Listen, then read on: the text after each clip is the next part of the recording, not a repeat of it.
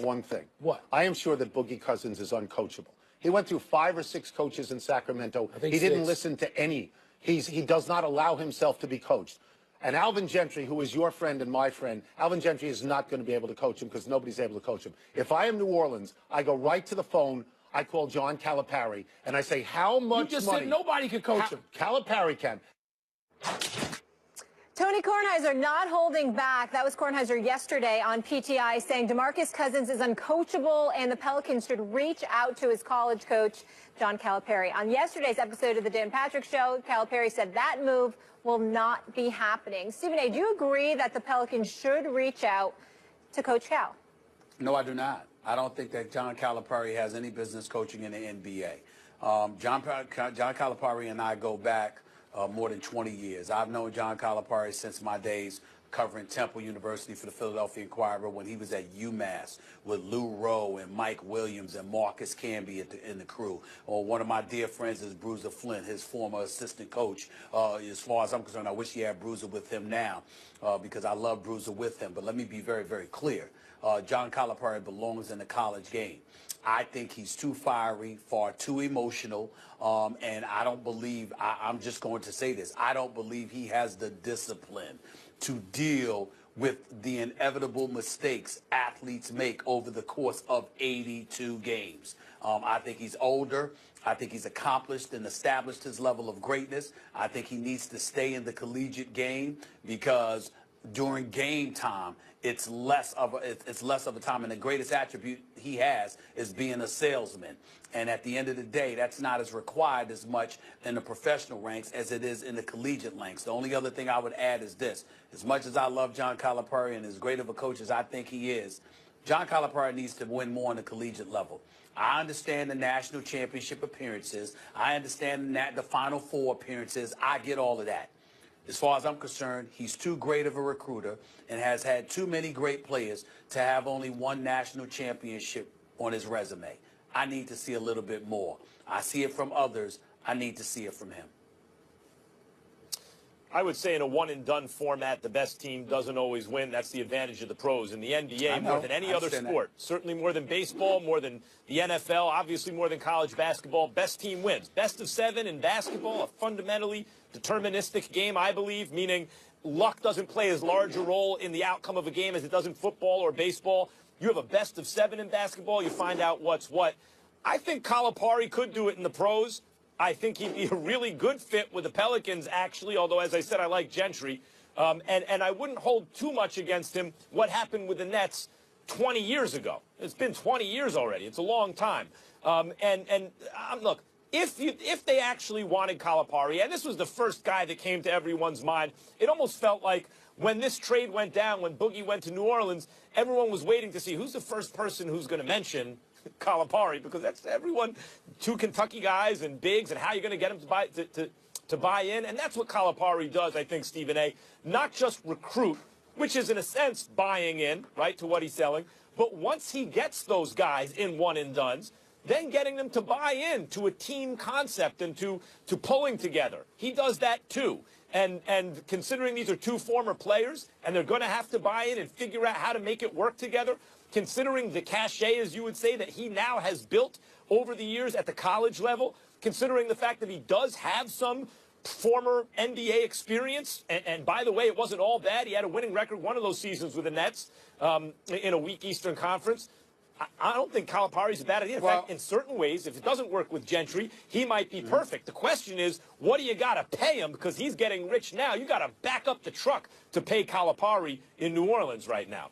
Well, which is another reason I wouldn't do it, because again, you're at the mercy of a draft which brings other players to a franchise as opposed to you. The money that's in free agency and the way these players are their own brand, so they don't need to associate or connect themselves with a brand that is John Calipari. I'm not holding against him what happened with the Nets years ago. I'm thinking about the fact that he's not younger. He's no longer the spring chicken that he was back then. I understand how emotional he gets. I know him. I watch him coach. I think he's an exceptional coach, but he's highly too flammable and too fiery to deal from a stress perspective with 82 games. You know what I think about? it's to a lesser degree, Max, but we saw ESPN was showing highlights, y'all, of Doug Collins being at the Northwestern game the other day, watching his son coach Northwestern. Did you see Doug Collins? I literally wanted to grab him myself. Was crazy, Stephen A. I literally wanted to grab him myself and say, look, man, you don't even need to be going to the game to watch your son. It's out of control. I love Doug Collins. I love him to death.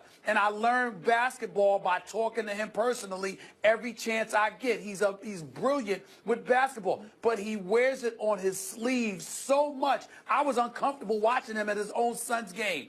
Calipari is not quite that bad, but he's up there, and I just think the combination of that with today's game, with the money that's involved and everything else, he needs to stay where he is. Yeah, it seemed even worse for Doug than when he was coaching because it's, with his son there. But let's get into another one of your favorite subjects, Stephen A. How about them Cowboys? Are the Cowboys leaving their accident waiting to happen days in the past? So listen to this. Dallas has restructured the contracts of All-Pro left tackle Tyron Smith, All-Pro center Travis Frederick, freeing up $17.3 million and moving them under a proposed salary cap of $168 million for 2017, not according to our Todd Archer. So the total cap will be finalized by March 9th when the league year begins. Max, are you getting concerned that these Dallas Cowboys are starting to figure it out? Yes, I am. And as I've pointed out in recent months, last couple of years, it's been Jerry Jones's influence receding. You can see that. And Stephen Jones and football people making better decisions. And it started with the drafting of the offensive line. Including when Johnny Manziel was available. Jerry Jones wanted to jump there. Stephen Jones apparently put his body in front of it. But you look at the offensive line that took real patience and discipline to put together, consistently using first-round picks on a position that's just not sexy. It doesn't have the Dallas Cowboys written all over it, though their success once upon a time was predicated largely on that amazing offensive line. It wasn't the sexy skills position players they were stockpiling. It was the kind of blocking and tackling, meat and potatoes kind of stuff that they were doing. They were the right decisions. They continue to make smart decisions, including not getting in Dak Prescott's way, including waiting till that line was done to bring in the spectacular running back, including now, it seems to me, in this offseason, being able to concentrate on defense instead of trying to reach for a character issue guy who, maybe has fallen because of those issues. The Cowboys are now in a position where they can just take good defensive players in this upcoming draft. I am very worried about the fact that they're already starting from a very strong position, and Stephen A. Smith seemed to be going about things the right way. Trust the process. I hate to say it. First of all, I don't give a damn about the process. The only thing comparably annoying to Cowboy fans, in my estimation, are these Sixer fans coming out the wazoo talking about, do you trust the process now? Well, you know what? Give me a job where I get to throw 3 years, and I, too, can look pretty damn good if I get to sabotage 3 to 4 years and just tank it so I can sit up there and position myself for greener pastures down the line. That's just nonsensical to me. But getting back to the Cowboys, let's be clear about something here, right?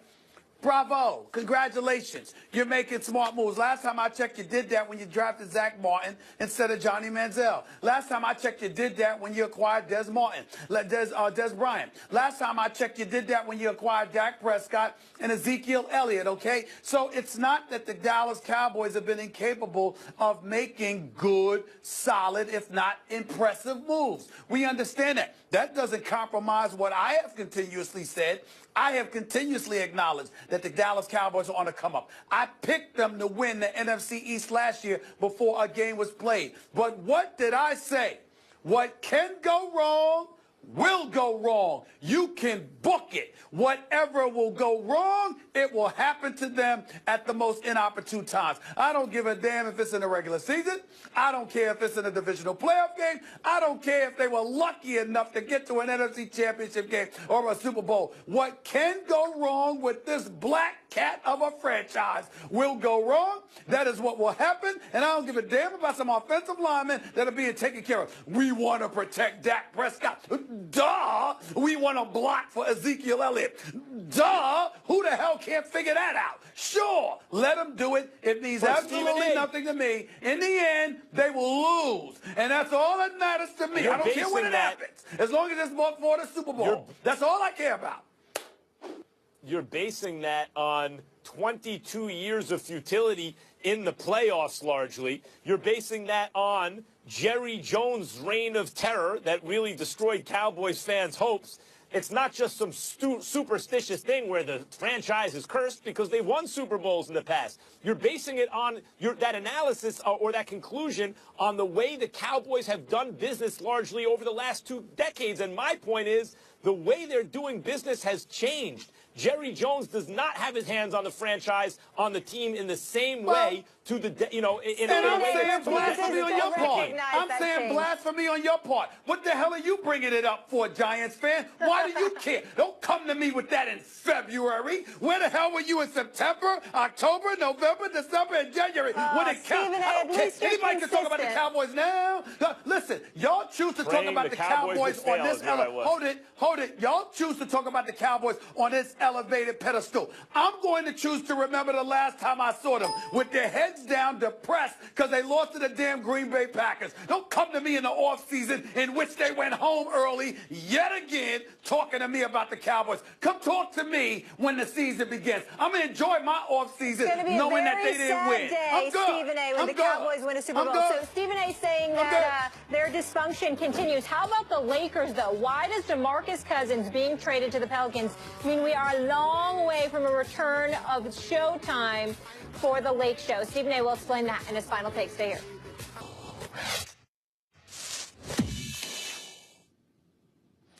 Bravo! Bravo! The Los Angeles Lakers, in case y'all missed it, according to reports, refused to trade for DeMarcus Cousins. Supposedly, they didn't want to give up some of their young players. Supposedly, they didn't want to give up any potential draft picks. Supposedly, they wanted to hold on to the 19-year-old Brandon Ingram, who, by the way, is averaging 8 points on 36% shooting. Fair enough, because we don't know about his upside. But the reason why I say you should applaud this is because it's further evidence that Magic Johnson is so desperately needed to be president of basketball operations for the Los Angeles Lakers. Don't know if you know this, but you know he's meeting with Jim Buss and GD Buss and the crew right now, don't you? He met with them yesterday. He's meeting with them again today. And hopefully the Los Angeles Lakers would have the good sense, the common decency to put this man in control of basketball operations, because you can't tell me that Magic Johnson would not have found a way to get his hands on DeMarcus Cousins. For those of you out there who simply forget this stuff, let me remind you, DeMarcus Cousins is 6'11". He's 270 pounds. He's averaging 28 and 11 on 45% shooting from the field, 35% from three-point range. And because of his temperament, you're hesitant to bring him to La La, which has been the land of ineptitude in basketball parlance for the last several years. This would not have happened if Dr. Buss was still alive. God rest his wonderful soul. It would not have happened if Magic Johnson was in control. And this is exactly why this man should be in control right now, so some basketball players can show up at the Staples Center in purple and gold. Well said, Stephen A. We're still trying to get Stephen A. to come out of his shell and tell us how he really feels. He's getting better. See you all tomorrow. Have a great day.